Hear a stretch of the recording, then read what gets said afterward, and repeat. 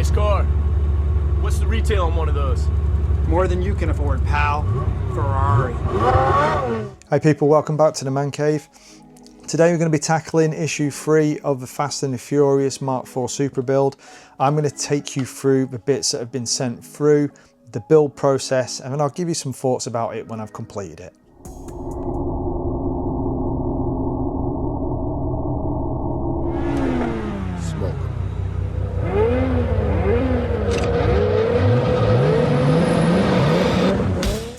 Okay, so we're doing issue 3. I will show you some clips of the bits and pieces that you've got, because I understand some of you guys have not got these actual paper issues.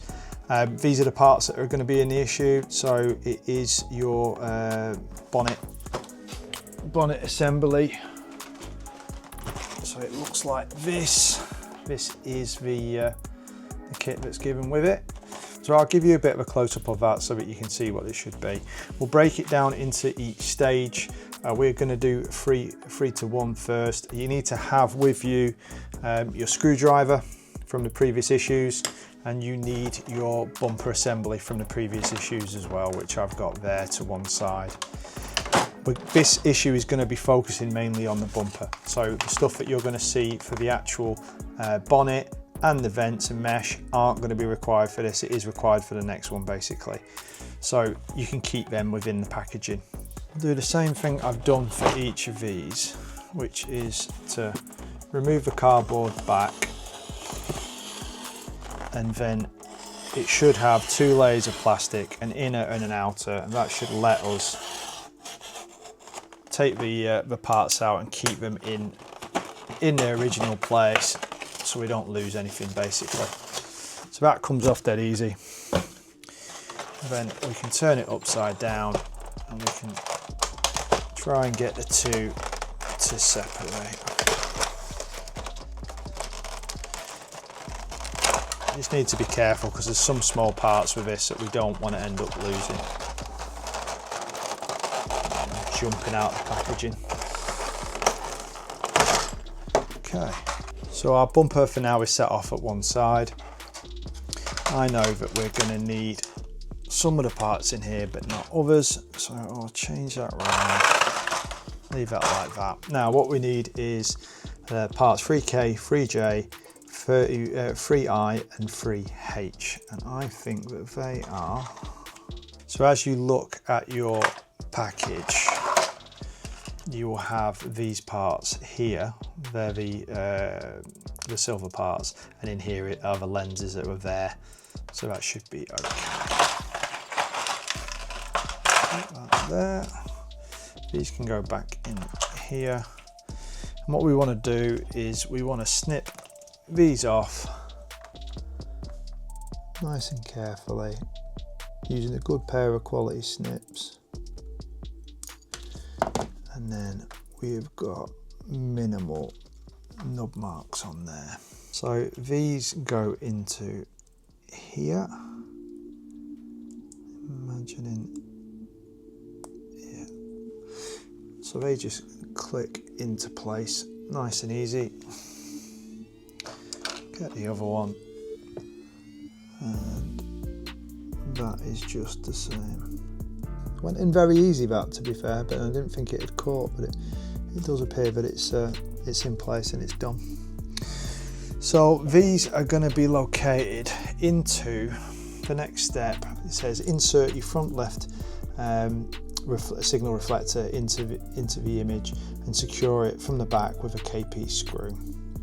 Okay, so on each one of these there is a small L or R that's basically on the back of this. This is for the left hand side, so the left hand side goes into here. Now one of these, again, one of these holes is bigger than the other, so that should help you to locate that, and hopefully that'll allow me to get that into here. Let's try the other side and just see whether that's any different. But basically it should push into there and locate itself. So that side is actually doing it and locating itself in. This side, not so much. So what I'm going to do is shave that down a little bit and just see if we can get it to locate properly. It feels like that actual tab is just a tiny bit too big.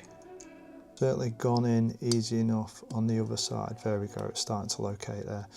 Okay, so that has sorted it. It has started to locate there.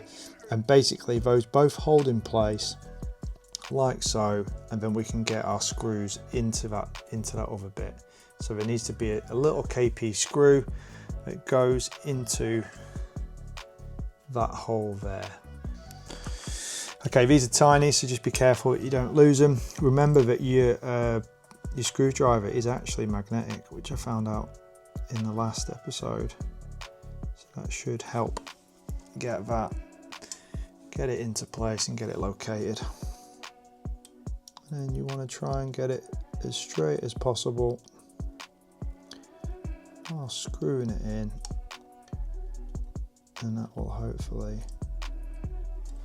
locate and secure your indicator, which looks okay. Okay, so same on this side. Get that in place.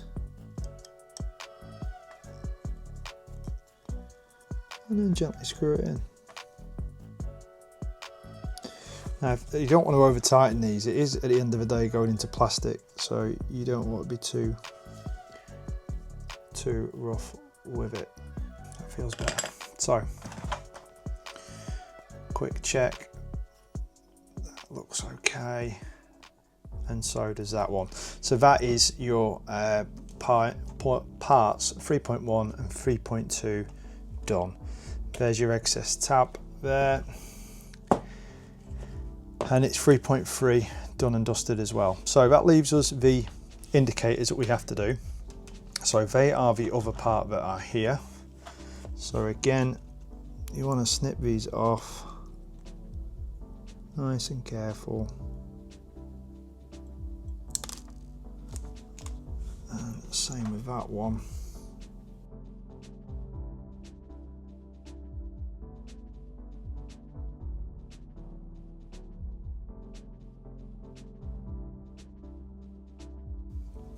Okay, so got that located in there first, and then what I'm going to do is put that one on the back of it, and then that's hopefully going to keep that in place.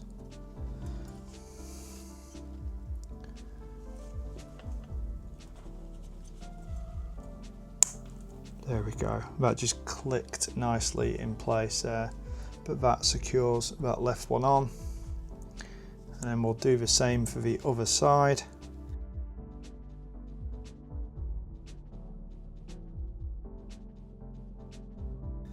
Offer that up first and get that in place. That's that way.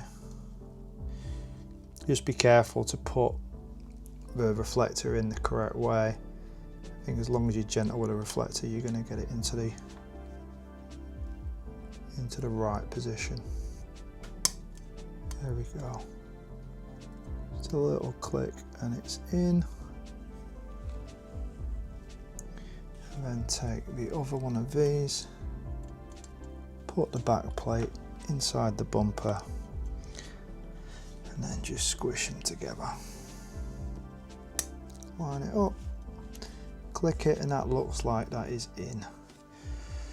So that is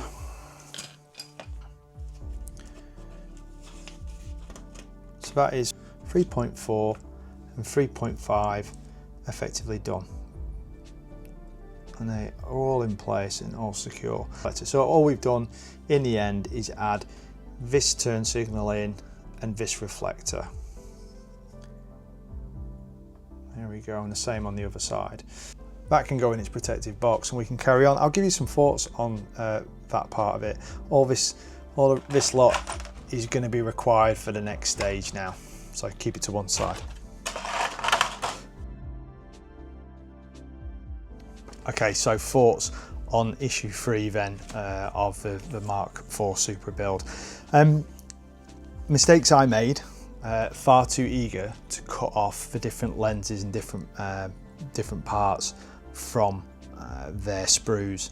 And what I missed was that they have on them a left and a right. And what I would basically say is slow down effectively what you're doing. Even though that was a small, simple bit of build, and I did get it right in the end by a bit of trial and error, just slow down what you're doing and do one of the lenses at a time for each of those things, the turn signal and the reflector. And I think you'll have an easier time than I did, which was a bit of trial and error to work out which side was supposed to be which.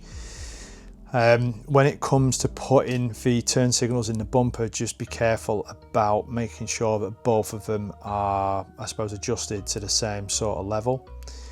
When you go to put that screw in, you aren't going to get a lot of opportunity to mess about that screw afterwards, because effectively it kind of self-taps its way into the back of the plastic housing for the actual turn signal.